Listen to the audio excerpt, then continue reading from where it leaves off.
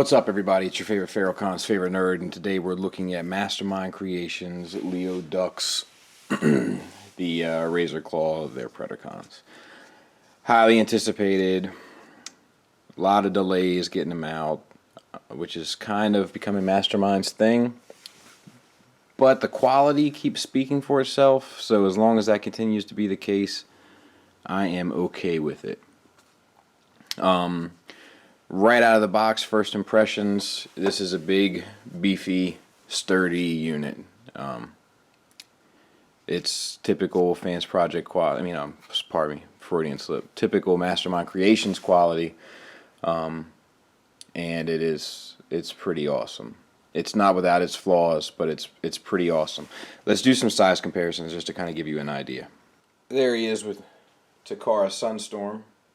Hasbro Generation Springer, Fans Project Chrome Dome, and just because I like to put this guy in everything, make toys, Swerve.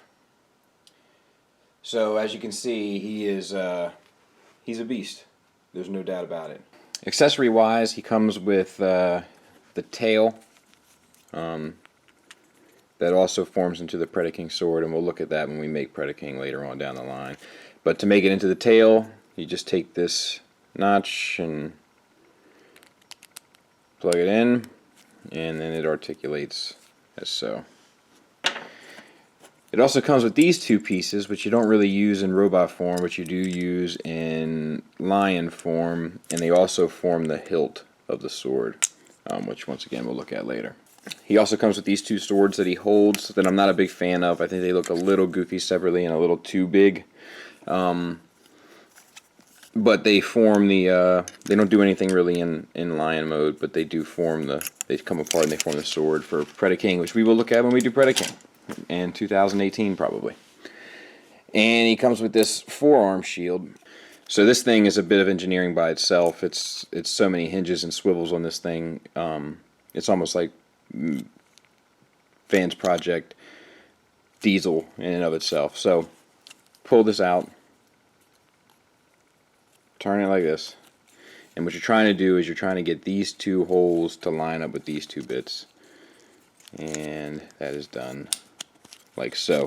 Now that looks really simple, but I've done it a few times. It can definitely eat you up. It's one of those things you got to do a few times to get the hang of it. Let's look at this guy.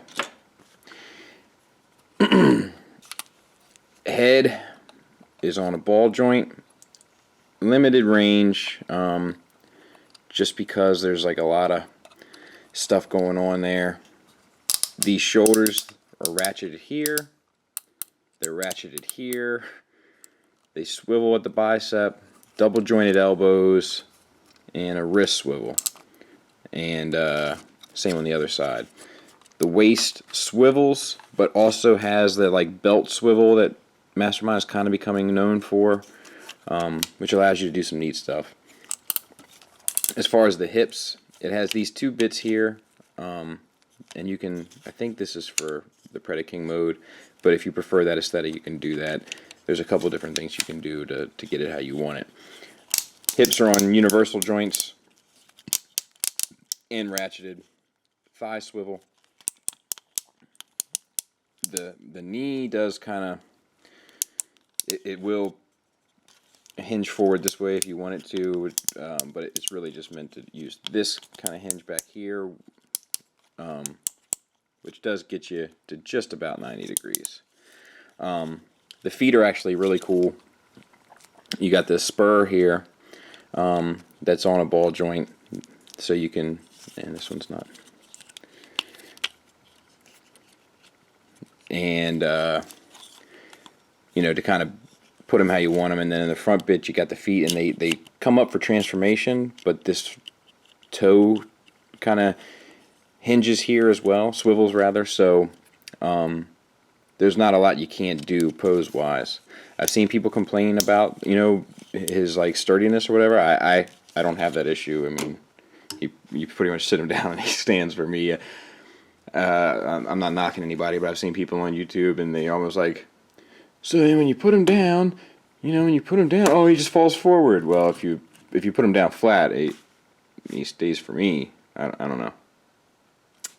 A little bias, maybe? I don't know. Real quick, also we'll get into this later, but the lion's head the jaw does open.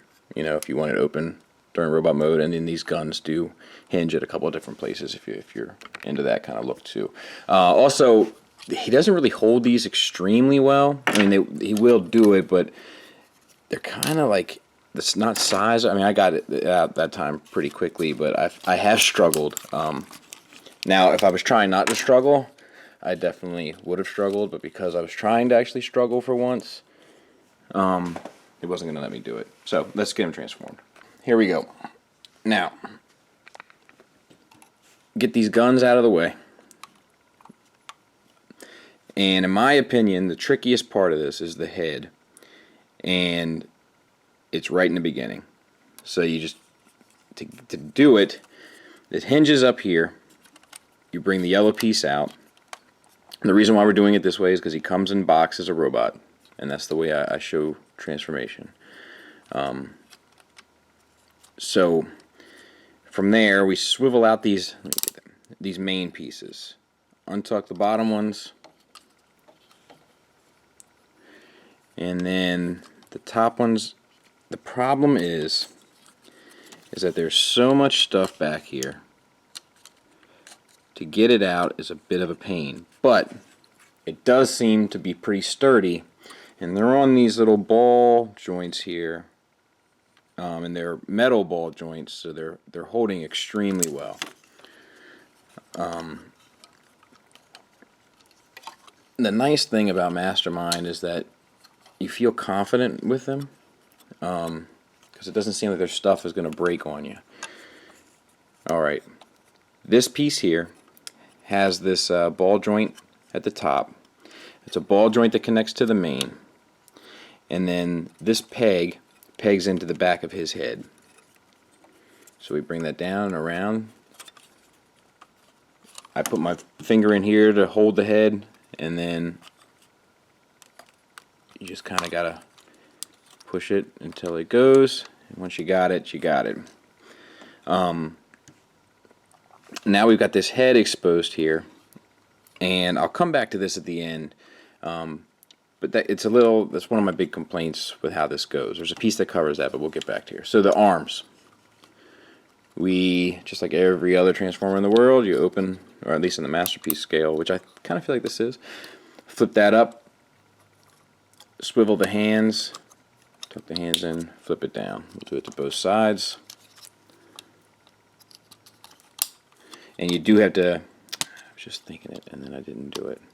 You do have to have the pinky side go in first for it to hold properly. It has to be squared up. There we go. Closed up. You got that. Then you just kind of gotta bring these down, bring the paw down, you swivel this forward, swivel the paw around. Make sense? Rotate up, swivel the bicep, bring the paw down and around. Very similar to Fortis and Bovis. The leg bits, refreshingly, don't do this and cover itself up, which is nice. They collapse. Okay, and then close the foot down, push this up, slide up, put the foot down. You can do it either way. And then we swivel. Now, in bot mode, when I got mine, this was in the front. However, it's on the belt swivel. I keep it in the back because that's what you need it for lion mode. So I put my thumb here to hold this as I swivel. That keeps the belt in place and gives us the right place for the legs in lion mode. This, much like Bovis, comes out a bit, and then you turn it up, swivel the paw around. bring it out a bit. Swivel up.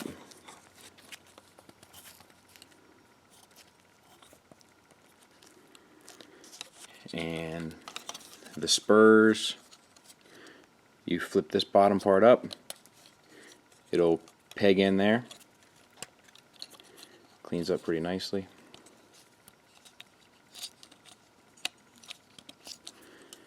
And that's basically it.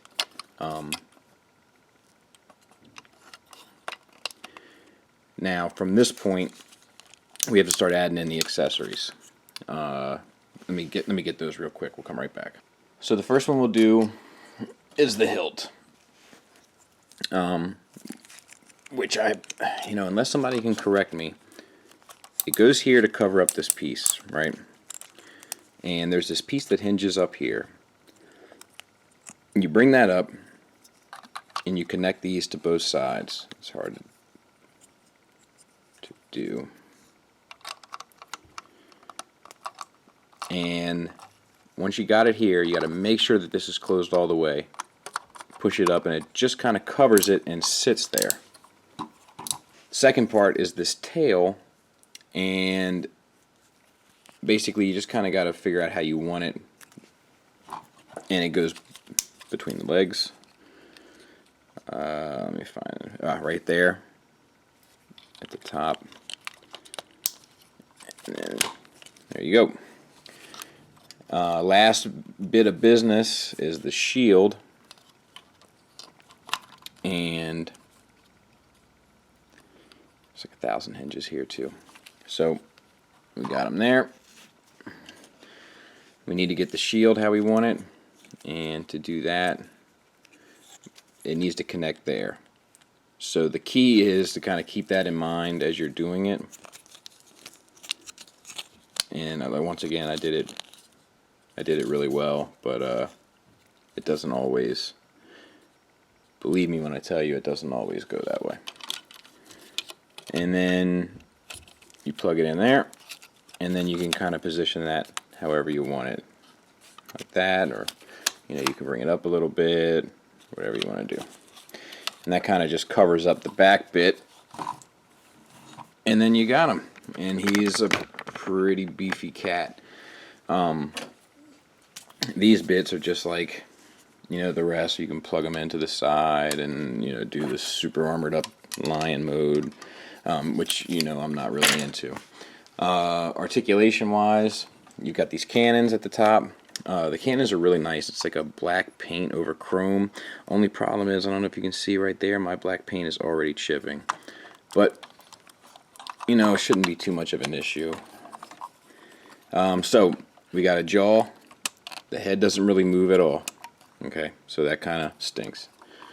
We got shoulders, which same articulation. The double jointed elbow plays in now, and then you got this ball jointed paw here. Back here, this hip piece is on a ball joint, just like Fortis and Bovis. And then you got the ball joint at the foot, and you got a hinge here and a hinge here. So, and then the tail, you can kind of do a lot of cool things with. And that's pretty much him. Let's get Fortis next to him. So they look good together, same colors and everything. All the reds match, the yellows match, the blacks match, of course. Fortis doesn't look too small next to him, but he does look small. And if you take that off, he looks even smaller, which would be my one complaint. I think you're not used to seeing Razor Claw that much bigger than him. So I'm not sure that this is a set that you would want to have if you wanted to keep him in animal form. They're all good independently, but I'm not sure if they size up well next to each other. I don't know. I just don't know how I feel about that look. So I think if you were going to keep them in beast mode, so to speak, for lack of a better term, MMC may not be the set to go with. But most people are looking for Predacon, and I do think he is the superior Predacon, but we'll have to wait and see how that plays out. There he is next to MP Grimlock, and I gotta say, that's a really good look. That's a really, really good look. So yeah, not a whole lot of complaints. He's pretty cool, especially independently. My main complaint really at this point is that I don't have the others. you know. It's like I'm trying to find placeholders. God, I just want to complete these guys so bad. Maybe I'll see if this will...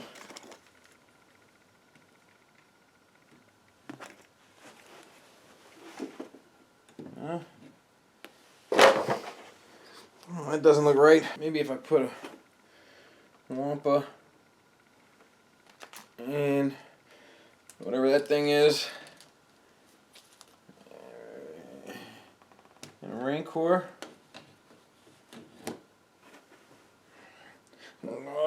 Maybe if I put a Battle Cat.